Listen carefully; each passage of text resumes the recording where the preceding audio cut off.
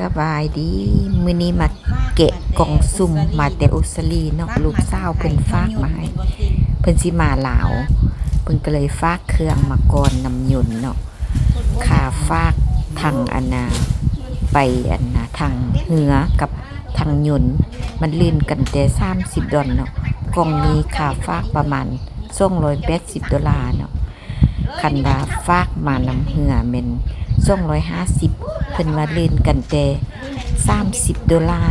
เพิ่นก็เลยว่าฝากมาทางยนต์เลยเนาะก็สิมีเครื่องนม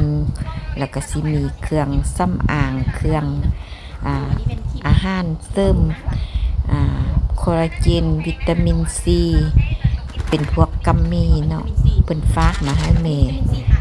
แล้วก็เพิ่นรับหิ้วเนาะผู้ใดอยากได้เครื่องตัวได้ก็ทักมาหาแม่แก้ว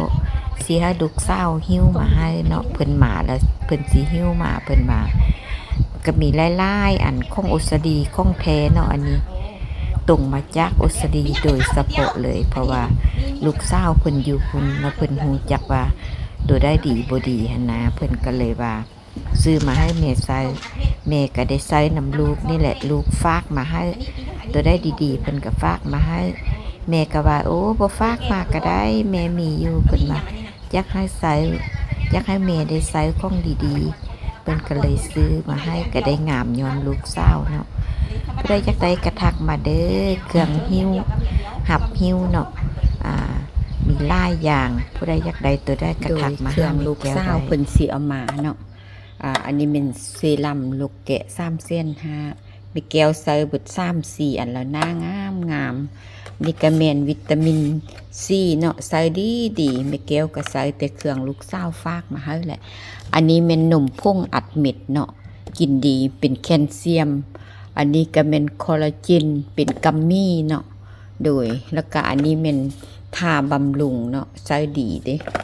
อันนี้แม่นกันแดดเนาะโดยผู้ใดอยากได้อันได้ก็ทักมาเด้อลูกสาวเพิ่นรับหิ้วอันนี้ก็แม่นพวกอันวิตามินซีเนาะโดยวิตามินซีกินดีเด้500 กรัมมันครึ่งกิโลมันมี500 เม็ดเนาะอันนี้ก็วิตามินซีวิตามินD3เนาะนำกันอันนี้แม่นแนวกันอันน่ะมีหยังก็เฮ็ดให้เครื่องสำอางอยู่ผู้ใดอยากได้กระทักมาเด้ออันนี้ลูกสาวเพิ่นซื้อมาให้ใส่เนาะครีมรองพื้นเพิ่นให้ผสมกันเอาโอเคอยากได้ตัวได้ละทักมามี